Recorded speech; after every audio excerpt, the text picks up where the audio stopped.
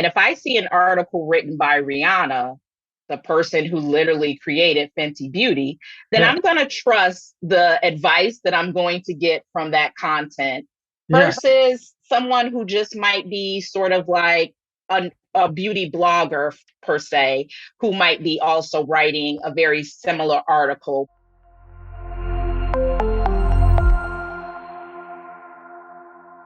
Welcome to SEO Unveiled. Today I've got a really fun guest. It's Marcia Ingram, and I just want to welcome her to the podcast today. Welcome, Marcia. How are you doing today? I'm doing well, Clay. Thanks for having me. Really excited about our conversation. Yeah, I am. I am too. I feel you got a great background, and for all the people that are listening or watching, I'm just gonna give you a little intro. Marcia is a digital marketing professional that has worked in email marketing, web dev, and currently in the SEO space. So she's really done it all. She's worked with clients that fall under the YMYL, the Your Money or Your Life category, which is a pretty interesting high bar for quality that Google focuses on. And she enjoys doing SEO audits. That's funny because I feel like SEO audits are always a space where people either love them or hate them. And she loves building an SEO strategy. Right now, she's doing private consulting, and we'll give you some ways to contact her in the show notes or at the end. So, thank you, welcome, Marcia, to our show. Thank you for that warm welcome, Clay. Appreciate Yeah, it.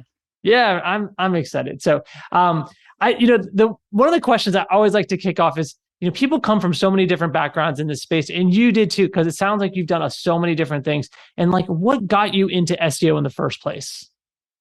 Yeah, so it's really interesting because I started my career as well in email marketing, and then right after that, I went to web development. It's what I went to school for.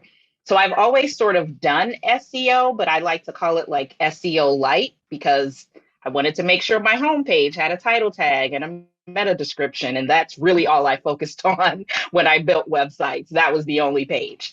Um, but then I had an interesting opportunity to work at an agency, and they wanted to hire me to be an SEO manager. And I kind of thought, I don't even have the acronym SEO anywhere on my resume. This doesn't make sense. I was like scratching my head, like, are you sure? And I was like, can you have the team review my resume? I don't want to oversell anything here, right? And so she did have the team review my resume, and they still wanted to bring me in for an interview. So I did the interview.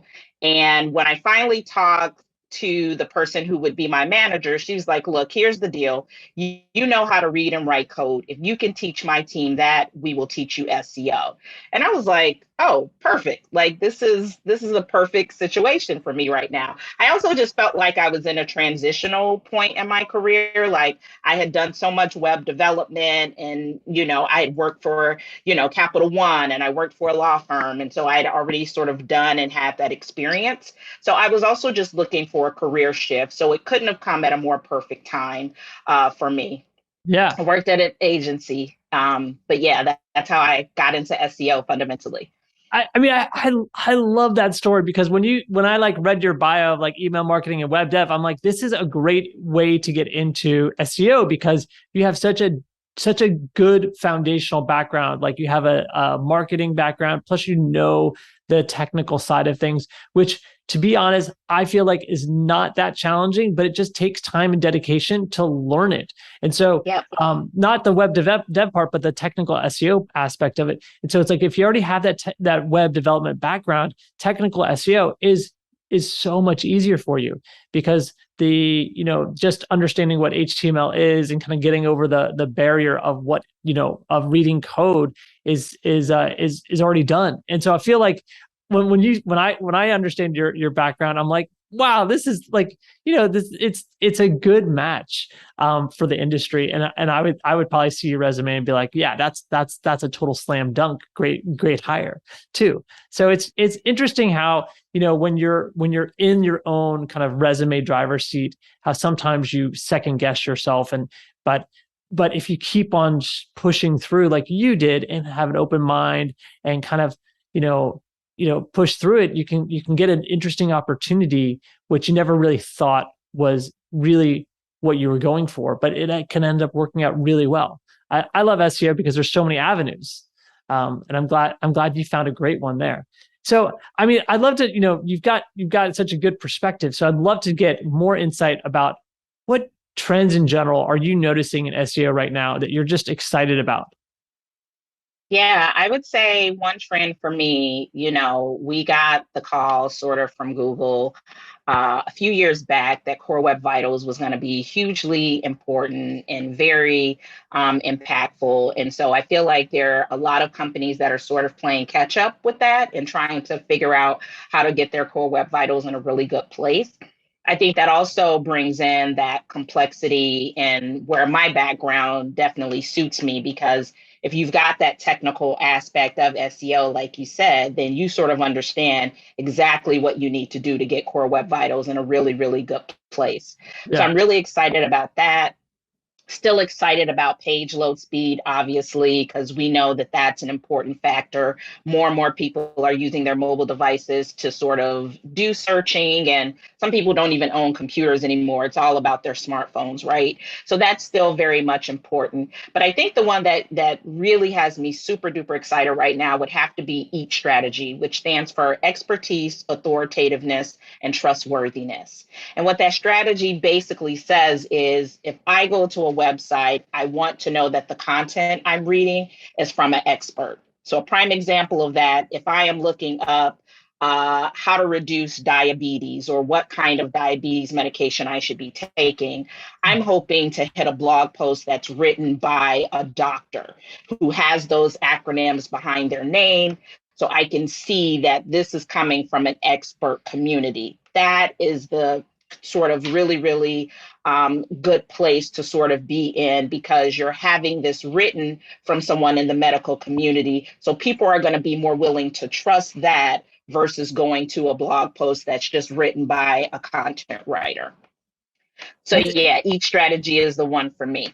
It's a really interesting perspective, and I haven't really heard that take on it much before. Of like, well, E.A.T definitely starts with expertise, so why not start the content by an expert themselves? Not necessarily the website hosting it has to be the expert, but the writer themselves can just be the expert, right? And that's pretty cool. I definitely really like that. I mean, how do you find some of these writers when it's like what you're talking about, like a doctor to write something or something like that, when you kind of come from backgrounds where we've had traditionally just writers write stuff, or content marketing kind of professionals, or dare I say it, AI people writing content, or like Yeah, not people, AI computers writing content, which is the yeah, opposite of expert. So right. Yeah. No, I mean, depending on the brand. So I work for a healthcare company and we employ people from the medical community. So that's one avenue that you can certainly tap into and sort of using them. Another thing that we would do is we would use a company called Content Writers, and they also staff people from the medical community. So you have some people already there who can sort of write this content, and what's hugely important for E is to have that byline that fundamentally says this was written by Jane Doe, comma, PhD, right? Because again, that signals to the users that, oh, I can trust this content. This was written by a doctor, so I can trust the advice or at least the content that I am reading that is sort of from here. So depending yeah, on how your company is structured, you might have those people on staff, or you can just reach out to a company that can do that for you. yeah. I mean, in the end, you can also have them be kind of edited by that person to kind of claim that. But it's kind of Sure. interesting because now I'm thinking like, okay, so doctors, they got the MD, or some people have PhDs, or they have a lot of other symbols, and nurses, RNs, and you can kind of utilize a lot of that in your healthcare sphere. But then I'm kind of thinking a little bit outside the box here of, well, it works well in the legal field, and it works well like even for like licensed plumbers, right? So if you think about like there's a lot of people that in the community that work for kind of the small local licensed plumbers, or or a whole bunch of different, or locksmiths, all these kind of professionals that do have expertise. And you could say, like, the locksmith with 27 years experience, picking locks and opening doors for people that lost their keys, right? That gives you a little good byline. I love that. I love that. And then I guess you could always use the CEO of the company, right? Of, if you don't have that kind of niche, right? If you don't have a service or a professional kind of niche, and you're just more of like a business that provides like kind of businessy services, then you can always provide it with the CEO. I mean, do you think that would work as well? Or what do you think? I mean, I'll give you a prime example. If I was into beauty, which I am because I'm a girl, right? Yeah. Um, and I am doing research on a makeup brand. So, for example, one of my favorite is Fenty Beauty. And if I see an article written by Rihanna, the person who literally created Fenty Beauty, then Yeah. I'm going to trust the advice that I'm going to get from that content Yeah. versus someone who just might be sort of like a beauty blogger per se, who might be also writing a very similar article. But and this is to your point, the CEO, right? Yeah. Rihanna is the CEO of Fenty Beauty. So I'm going to trust what's coming out of that person's, or the content that that person creates, over someone who's just a random sort of like beauty blogger or whatever. So yeah, Wow. I definitely do think it can work in other areas. And I think for your money or life, on the financial side of things, you're probably going to want to see content written by a financial advisor versus somebody that's just tinkering and has a blog about money tips or things like that. Yeah, yeah, yeah. I definitely totally understand that. Getting, the CFA kind of person, or somebody with some credentials on a financial post is pretty helpful versus some of the financial independence, just bloggers. But definitely makes a lot of sense. And I love the examples you posted. The beauty example is great because it's an industry where it's a little bit less. It's a little bit harder to understand who would be an expert. And I'm really glad that you outlined that. That's super helpful for people. And then, I think, like, when you're talking about E.A.T, are there other tactics? You talked about like an expert. Are there other tactics that you're using that can help you stay ahead of the curve when it comes to kind of your E.A.T strategy? Yeah, I would say that that's a pretty big one, right? Because what we know is content is king, and most searches on Google, Bing, whatever, DuckDuckGo, whatever you're searching, are going to be people that are looking for information. People do tons of research before they decide to pull the trigger and make a purchase, whether that be for a new car, or, if they're buying a house, for example, or whatever it may be. There's going to be some research behind it, or it could be something really basic like patent leather red boots. Like, Sure. people are going to go down a rabbit hole of doing their research, comparing prices, and all of those different things. So some other things you can really do that'll be a part of that strategy is to also have reviews be a part of your business. So if you are a e-commerce site, for example, and you're selling things, and you've got reviews from people about how the product was, how good it was, having that star rating and then having some reviews for people definitely helps to boost your E.A.T as well. And I think that that's more of like the authoritativeness part of each strategy that sort of allows you to be like, oh, this person has a really good tool or thing that they're selling. I see all the reviews. They've got 50 reviews and they're 4.5 stars. So this must be a really good place. This should probably be a good place for me to have dinner tonight, right? Yeah. Kind of stuff allows you to be able to do that. Yeah. I mean, it's so funny because I feel like E.A.T is like just the same thing. Like E, A, and T, it all kind of blends together in my mind. It's so hard for me to like actually understand, well, does this hit the E or the A or the T? Because when you talk about reviews, I'm like, sure, I definitely get that it's about authoritativeness, but it's also to me about trust. Because if they put reviews on the site and I can see the bad reviews that are there, and hey, okay, the bad review was like, hey, the batteries were left out of the packaging, even though the listing said batteries. Okay, well, if the product still works, I'm cool with supplying 6 AAA batteries. Like, that's not a big deal. but is I just want the product to work. And so like when you can read through those reviews and gain some trustworthiness of like, is the product going to be a good experience for you? And it comes back to like the beauty stuff where, if you're reading about like how someone that you think is authoritative is, utilizing certain beauty products, that it's similar to a review, but it's also different because it's an in-depth perspective from one person that's a little bit more comprehensive than, maybe what I would consider just user's experience on a review where it's a little bit less kind of put together in a way that makes a lot of sense, right? So reviews, I think, are great. It's like a minefield of crazy stuff in there. But I think getting just the regular star rating helps people out a lot. So I love those two tips. I think having something written by an expert and then putting reviews on there, like two different ways to gain some heightened E.A.T scores. That's cool. That's really cool. Yeah. And I think with the trustworthiness, just real quick, I think that you can look at that in a couple of different ways, because if your reviews are just from, Joe Pen Pal, just a regular average person, and to your example, like maybe give that person a 1-star rating because the batteries are excluded. So now he's mad that he's got to get up and go to Walmart and go and buy batteries. And it's like, but did the product actually work? Because I don't necessarily look at this as a bad experience if the batteries were left out.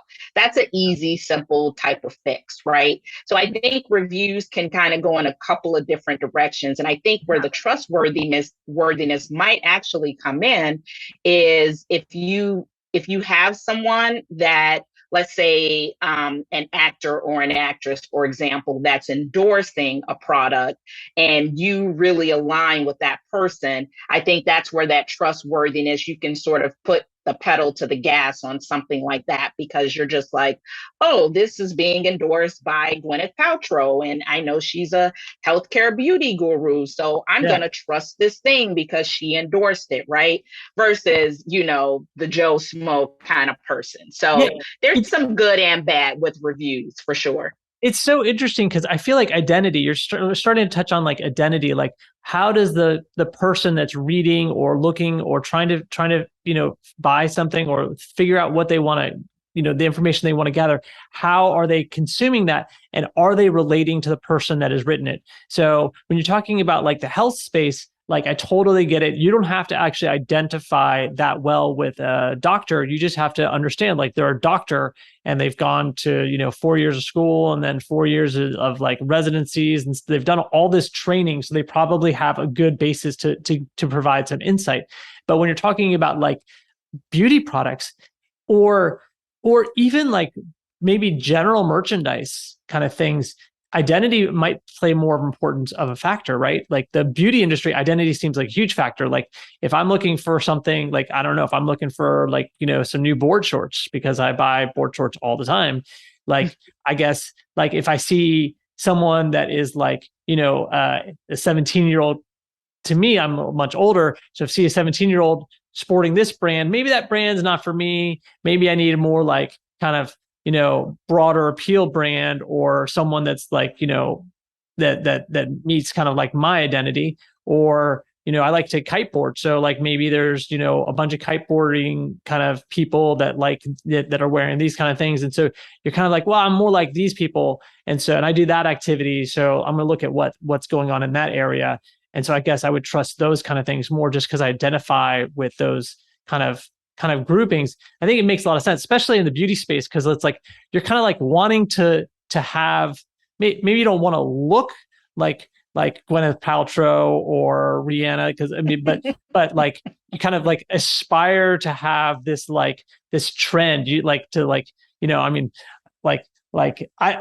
it's kind of cool. I mean, to like have someone that you kind of aspire, and you like their trends, you like their fashion, you like how they dress. And so you're like, yeah, even if you don't wear those exact things or have that exact kind of look, you're like, well, I like what they have. I like how they're put together.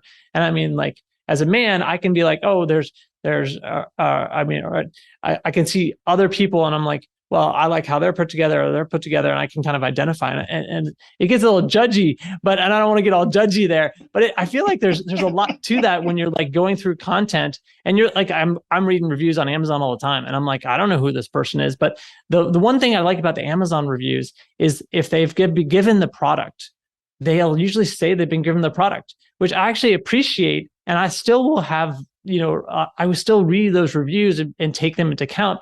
And I almost feel like just because they said that they've been given a free product, sure, like, maybe their review is a little bit biased, but I feel like because they've said that they got a free product, I kind of like discount the free product part of it as I don't think the review is worthless. Like I still think the review is worth something just because of that. And I feel like that's part of the trustworthiness, and or maybe it's a self-identity thing of like, if I did that, that's probably the way that I would think to do it too. So I don't know, but there's a lot in there. So yeah. I mean, when it comes to like, going to, your consulting company, like the clients that you're dealing with, and you're like, okay, we got to write more authoritative stuff, more trustworthy stuff, and maybe they don't even have reviews. Like one thing that I always see is how do SEOs get things prioritized? How do you get someone to start adding reviews to their site where they didn't have them before, or start writing this more authoritative content, which maybe they think might be more expensive to use an expert? I don't know. What's your experience with that? Because implementation and prioritization seems to be always on people's minds of they've got too many ideas and not enough ability to implement. Yeah. So I think what's key for me is to sort of understand the structure of how my clients are set up. And what I mean by that is, do they have a web developer already on staff, or is that something that they need to like RFP out? Do they already have content writers, or is that something they need to RFP out? And if it's something they need to RFP out, it's not a bad thing, because a lot of times you only need an engineer to handle a specific task, or you need a content writer to write specific content. So it's fine. But if I know I already have those people on staff to work with, then I sort of have meetings with them to discuss, like, how much of this can we honestly get prioritized right now? So more, recently when I was at Clear Choice, a lot of the issues that they were sort of facing, and the two major ones were like page load speed and also core web vitals, right? And it was like, okay, so where can I get in on your sprint so that we can minify JavaScript?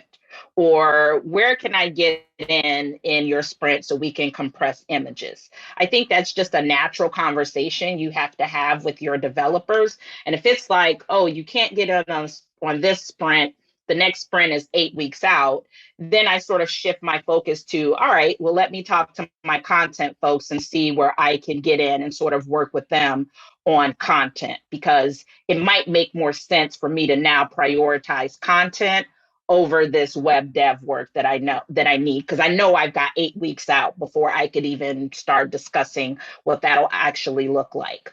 So I think that's the best way to go about prioritizing the work, honestly, is knowing how your team, your supportive team around you is sort of structured, so that you can have those conversations and just be very open and honest and fluid about whatever it is you're proposing, whatever it is you want to do. I feel like the more we sort of can educate people about SEO and the strategies and recommendations that we come up with, the better we'll be in the end. And everything needs to sort of be tied to like a KPI, of course, right? Everyone wants to know, how are we going to grow? How are we going to be better the next month? Whatever, right? And you can sort of tie those two things together. But I think fundamentally getting a person's buy-in by just explaining to them what you're doing, I think is the best thing that you could absolutely do.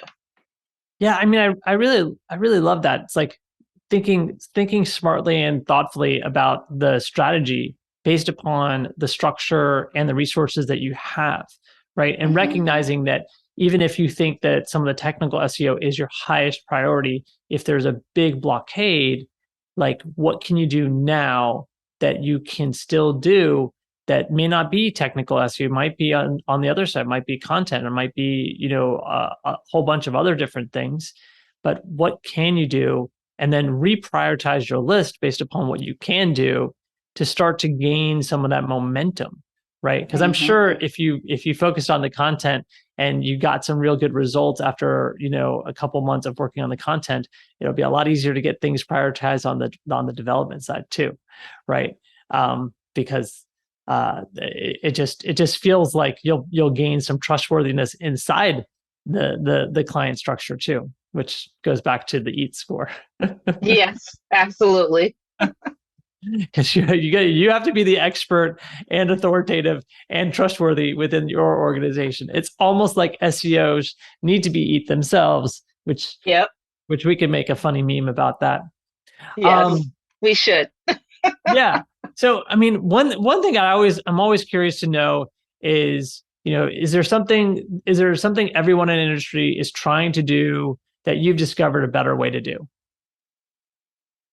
That's a really good question. And I've thought about this. I don't know that there is necessarily a better way to do it. I just think it's my process. And I think it comes from me sort of starting off as a web developer and me thinking about what I would like. So like in a perfect world for me, a SEO team should not just be an SEO professional. I think you should have a SEO development person, someone who is just going to do development for SEO. I think you should have SEO content writers, people who are just going to write the content for SEO. And then I think you can also sort of allow for there to be a little bit more symmetry in terms of when you do want to get work done and things done, you don't have to hear, oh, I need you to get into a sprint. The next sprint is 8 weeks away. It's like, no, you've got your own SEO development person who was brought in-house to do this work themselves. And sometimes that could be your SEO professional if they have the technical know-it-all. But the problem is, and what I found to be the case is, your engineers don't always like to give you the keys to the castle, so to speak. So it's more like, well, what do you need updated or what do you need done? Sure. Right? Like they don't necessarily trust you to go into the back end of a website. So that's why I say like having that person that's a little bit of a hybrid role where they're a developer at heart, but they also sort of know enough about SEO so that they can support any stuff or any things that you need to get updated and stuff like that. I think if more SEOs were sort of structured in that fashion, I think it would totally change the way we go about implementing our recommendations. It would totally change that whole landscape of having to wait to get things done. And it's like, no, we don't have to wait anymore. We actually have an SEO minded content person who can actually do this for us, right? Yeah. And then what it might look like from a higher up level and like the positions that I've had in the past as an SEO director is it's my job to come up with that strategy, right? Like what are the marching orders that we need to sort of follow to get these things, fundamentally done. Yeah. And so again, I don't think it's how anyone is likely structured today, but it's where I would honestly like us to sort of move into in terms of the structure of an SEO team. Yeah. Yeah. I mean, I think you really nailed it there, where it's super helpful to have your own dev on your team that can do whatever any other dev can do at the company. That's fundamental to like making implementation happen really, really well. Good. I think I mean that's definitely something that people should start doing, is asking for a dev when they join companies, which I think is kind of your point. Is like when you're joining a new company, if you're taking a leadership role, expressing the importance of having a developer on the team or a hybrid, developer technical SEO, or, someone that wants to do multiple general things, but can still push code to prod. And that would be super helpful. Is there anything that you think that everyone in our space should stop doing? Ooh. In our space, SEO Yeah, in specifically, or SEO. are we talking about clients? Yeah, I you would could talk about clients for sure. Why not? I mean, you know. I would say from an SEO perspective, stop over promising. And what I mean by that is if you understand things about the client you're supporting or the brand you're working at, and know that there are just going to be some things that can't be done, Yeah, you need to be honest about that, right? Like, let's not try to sugarcoat it and say, you know what, we just need to go in and change out the keywords and this page will rank in 3 weeks. Like, I want us to stop doing that, right? What we know about SEO is it's a slow path. We are the turtles in the race between the turtle and the hare, right? And yeah, paid search is the hare, right? We know that and we're okay with that. So I would say stop over promising. As much as your yeah, clients might push you and say, we need this up right now, we need to see results, within the next 4 weeks, tell them that, level set expectations for them and yeah, help them understand why that probably won't change in the next 3 weeks. I want us to stop doing that because I think that what we find is we have a lot of people in the SEO space who are sort of over promising things that fundamentally can just not be done. I think you will do better and serve your clients better if you are just completely transparent and honest, but also grab whatever research you need to make your point exact. So if there's research out there, prime example, page load speed. If your client says, I need to be, people need to get to my site in 2 seconds or less. Just pull the research from Google that says, well, actually, we just need you at 3 seconds or less. So as long as you're there, you're good.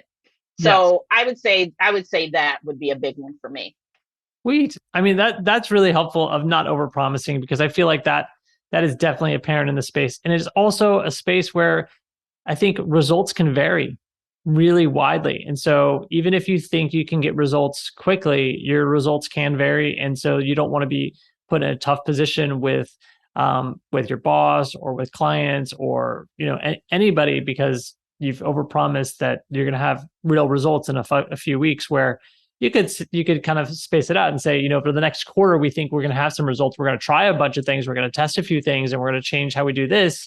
And after 3 weeks, we'll probably have a lot more momentum one way or another, or we'll have a lot more data to be able to forecast the next 6 months. So I love that. I love that. So let's give you some time to talk about what you're doing now and how people could contact you. I think you have got such a great, insightful perspective. So I'd love people to be able to contact you or get to know you and outside of this. Yeah, so I can be reached via LinkedIn. So just linkedin.com/n/Marcia Ingram is the URL for that.